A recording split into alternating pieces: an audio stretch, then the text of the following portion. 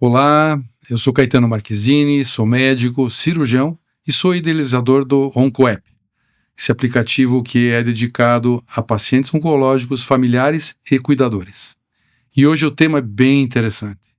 A gente sabe que o câncer, ele confronta o ser humano com perguntas profundas, como por quê, até quando e como viver enquanto isso.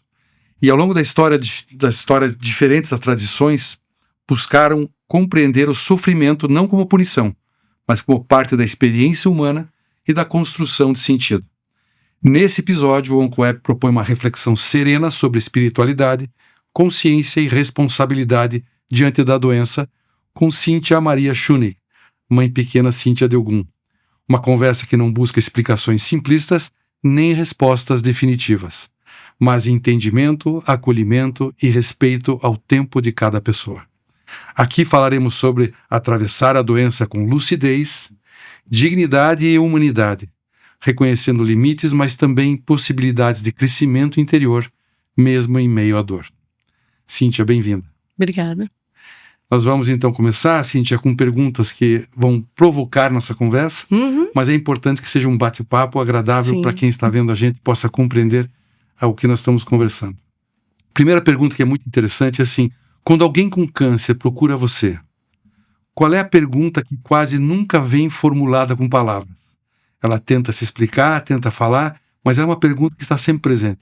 Normalmente as pessoas procuram, o terreiro, a nossa casa de fé, num momento de dor, de angústia.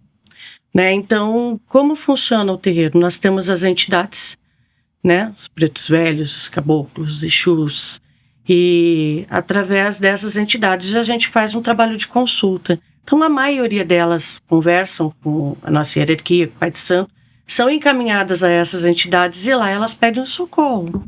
Na maioria das vezes é mais pelo emocional mesmo, assim, é mais pelo conforto, e eles vão atrás da procura da cura mesmo. Eles querem a cura física. E a pergunta? Qual é a pergunta? Eles perguntam alguma coisa ou só pedem? Não, eles pedem. Pedem a cura? Pedem. A gente dá espaço para que eles falem, para que eles peçam. E nesse primeiro contato, quais são os medos, conflitos espirituais que mais costumam aparecer? Porque eu sei que muitas vezes vêm pessoas de outras religiões que às vezes estão buscando algo numa religião que eles não conhecem. Exato. E o que esperar dessa religião? O que esperar da Umbanda? Esperança, Cura. É o que eles esperam.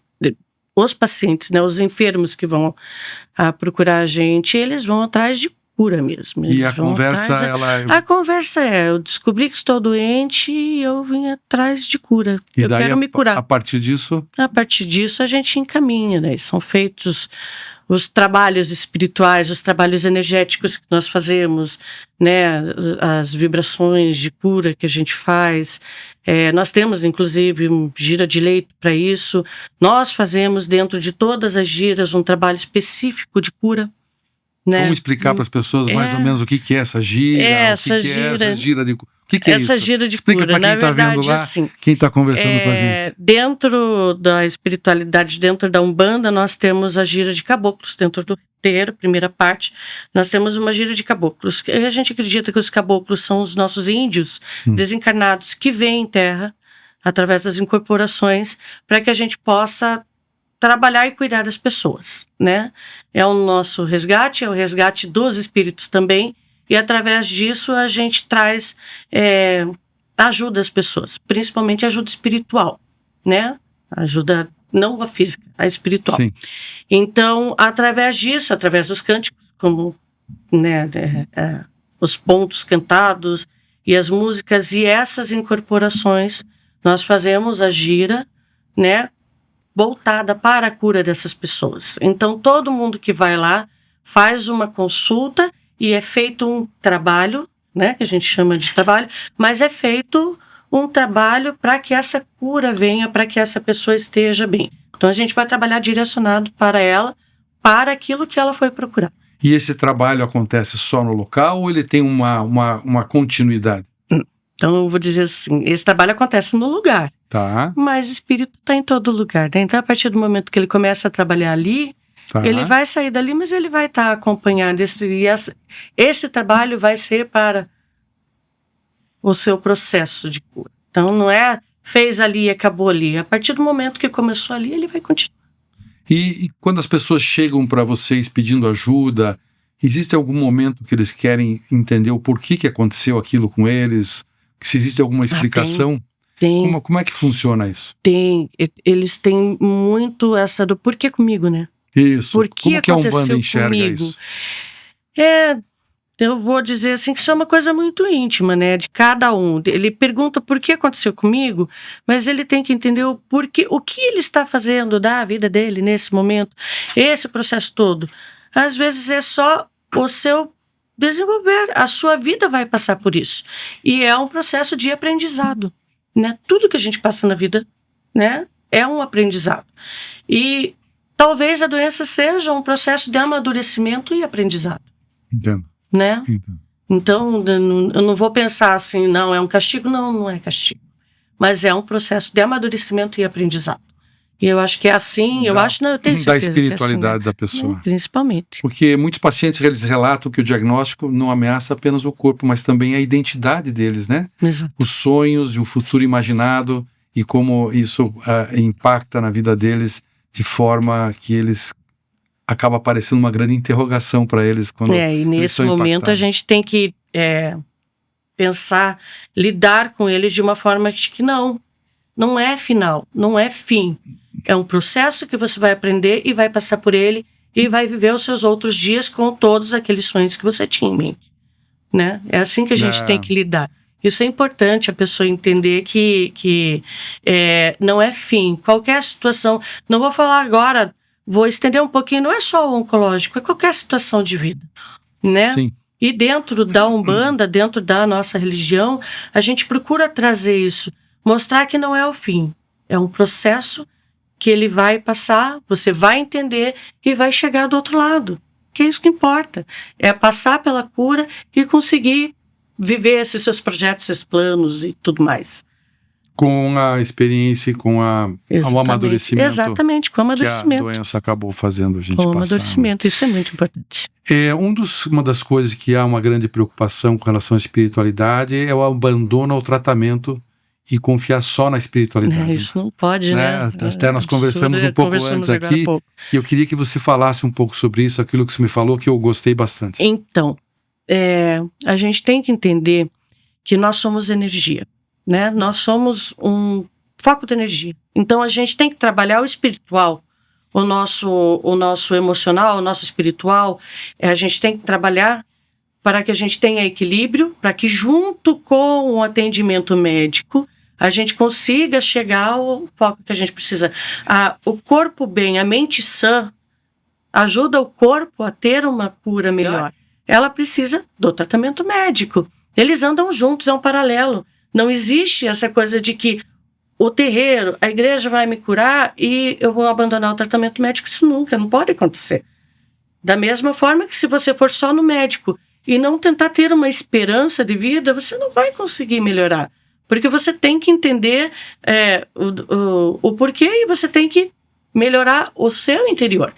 Né? Então, esse negócio de fazer diferente, de abandonar um para fazer outro, isso não existe. Isso tem que ser um paralelo. O que é importante quem está em casa entender, que nós estamos conversando com a Cíntia aqui, é que o tratamento médico, quimioterapia, radioterapia, imunoterapia, ou enfim, todos que vocês acompanham aqui no aplicativo, tem todos os tratamentos explicando direitinho para vocês, ele é tão importante quanto a força espiritual. Exatamente. E a força da alma. Exatamente. Umas coisas que a gente vê.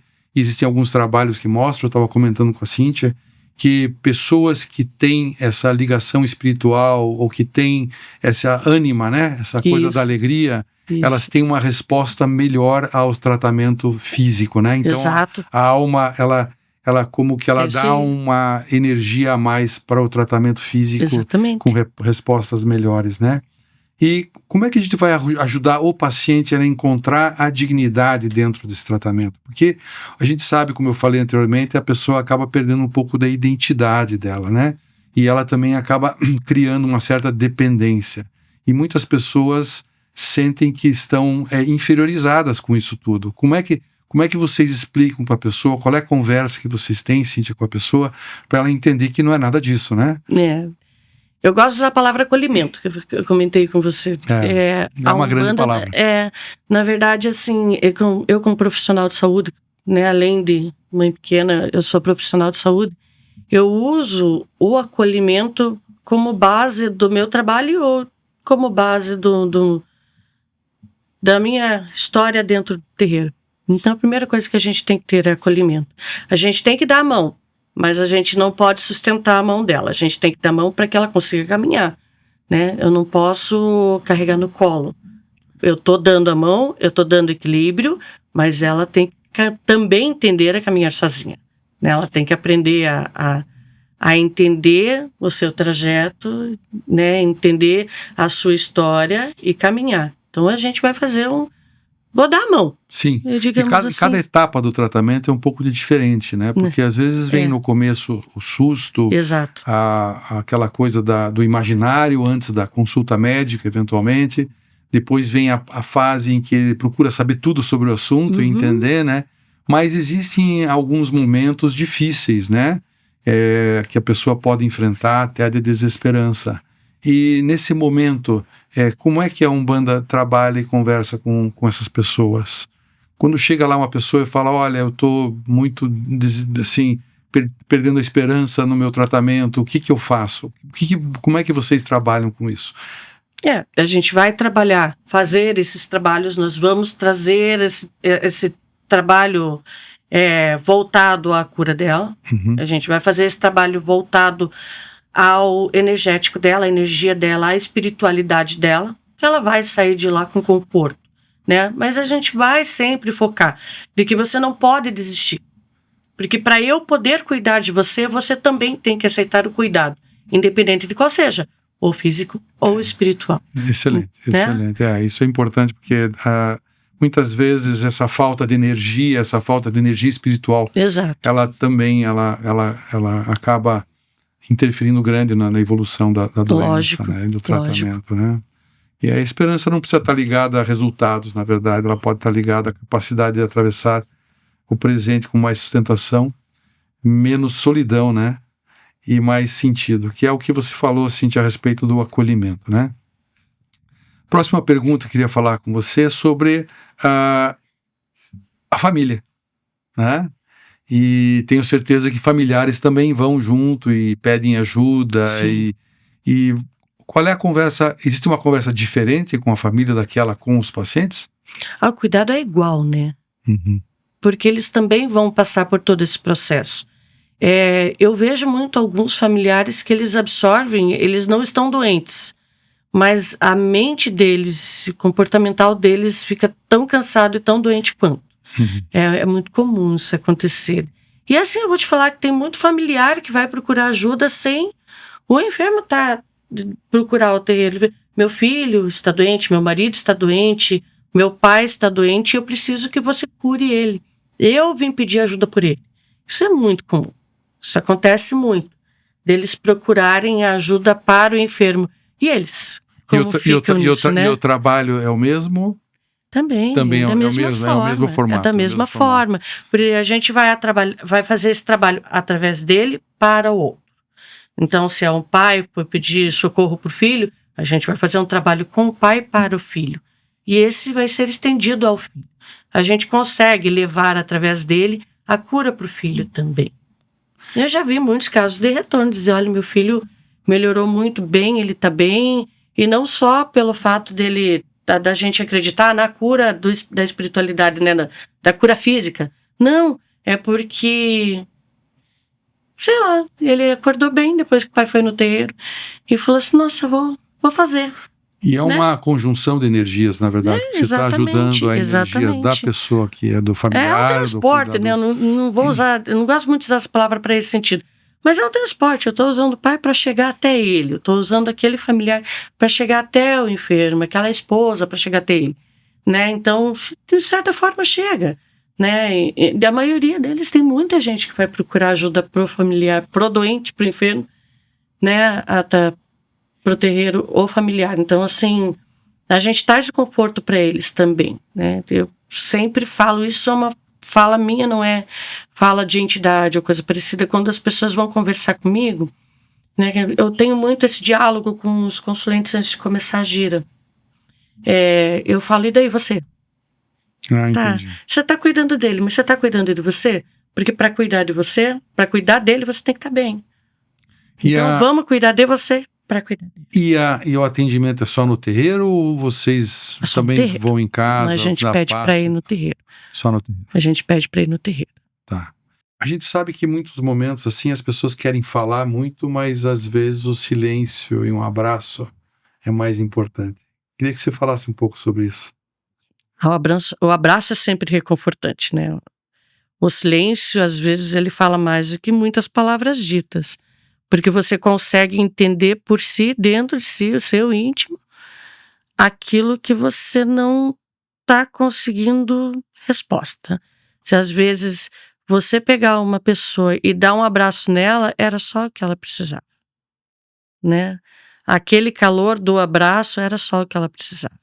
Aquela oração rezada por ela ou aquele canto feito por ela era só aquilo que ela precisava, né? Sentir-se ouvida e sentir-se acolhida. Para a questão do íntimo de cada pessoa, né? Eu sou uma pessoa muito barulhenta, eu gosto de falar isso porque eu gosto da música, né? O fato que a música me traz respostas, o tambor do terreiro me traz energia. Isso para mim é fundamental, assim. Então, eu sou uma pessoa barulhenta. Mas através da música eu consigo manter o meu silêncio e encontrar as minhas respostas, né? Então, sempre a gente tem o nosso momento íntimo para a gente trazer a nossa resposta, acreditando naquilo que a gente foi procurar como conforto. Então, eu acredito na Umbanda, eu acredito na minha religião, mas eu acredito na religiosidade em si, independente de qual seja. Ela me traz conforto através daquilo que eu faço para mim, da minha oração, da minha escuta e da minha conversa com o espiritual. Uma curiosidade. Eu não conheço a Umbanda, então eu tô como curioso quem está ouvindo aqui, né? Quais orações a Umbanda adota? Então, reza um Pai Nosso. O Pai Nosso é uma oração universal, né? Sim. Que as pessoas não sabem. Você pode rezar um Pai Nosso, né? A Umbanda é uma religião de sincretismo com o catolicismo e o espiritismo do kardecismo, né? Entendi. De Allan Kardec, feita por Zélio de Moraes, há mais de 100 anos atrás. E a oração do Pai Nosso, ela é uma referência, né? É uma grande oração, né? Jesus Cristo, sincretizado dentro da Umbanda como Oxalá, né? É o significado de paz, de proteção, de calmaria, de afeto, né? De afago. Mas você também pode, porque a gente fala que a Umbanda são os orixás. Então a gente tem todas as forças da natureza junto com a gente. Então, tudo que a gente vive, no mundo que a gente vive, né? A gente tem os orixás e a gente tem a energia delas pra gente. Então, a água que a gente toma, a luz que, né, nos traz clareza, a comida que a gente come, que vem da terra, né? Então, tudo isso faz parte dos orixás. Então, quando eu quero falar, eu vou dar um exemplo de Iemanjá, né? Quando eu quero falar através da Umbanda, com a espiritualidade, só tô na praia, sento na beira d'água e fico olhando, eu converso com Iemanjá. Então, a gente acreditar que a natureza traz pra gente a oração que a gente precisa. Que beleza. É só saber escutar dela o que ela tem pra dar pra gente. Bem, a gente está chegando no fim aqui e eu queria pedir para você deixar uma mensagem de final de ano para as pessoas que estão te ouvindo e talvez uma mensagem de fé, talvez uma mensagem espiritual, o que você quiser falar, fique à vontade para a gente então depois encerrar a nossa conversa. Ah, meu pai, você me pegou. Então vamos lá. A gente, né, vamos falar que pra gente hoje o Natal né, Menino Jesus, o nascimento do Menino Jesus é o renascimento, né? Na Umbanda a gente não tem muito essa crença, né? Mas a gente tem o Natal como um encontro de família, um encontro de pessoas, um encontro de amor, de solidariedade, de carinho, Então, a mensagem que eu tenho através da religiosidade da Umbanda para vocês é acreditar em si, acreditarem que você é um pedacinho de energia que tem a somar com os outros e se tornar gigante, muito grande, né? Que esse ano que vem seja transformador e que ele seja bonito, de paz. Muito obrigado. E para quem nos escuta agora, paciente, familiar, profissional de saúde, talvez esse ano tenha sido um ano difícil. Talvez tenha sido um ano de perdas, de medo, de exaustão. E que essa conversa deixe uma mensagem simples. Você não está sozinho. Nunca. Sua dor é legítima e suas dúvidas também. A espiritualidade não precisa responder tudo, mas pode trazer um grande apoio na sua jornada. E em nome do OncoApp, desejamos todos que o próximo ano traga não apenas saúde, mas também sentido, presença e humanidade. Muito obrigado, Cíntia. Eu que agradeço o convite. Tchau, tchau. Até.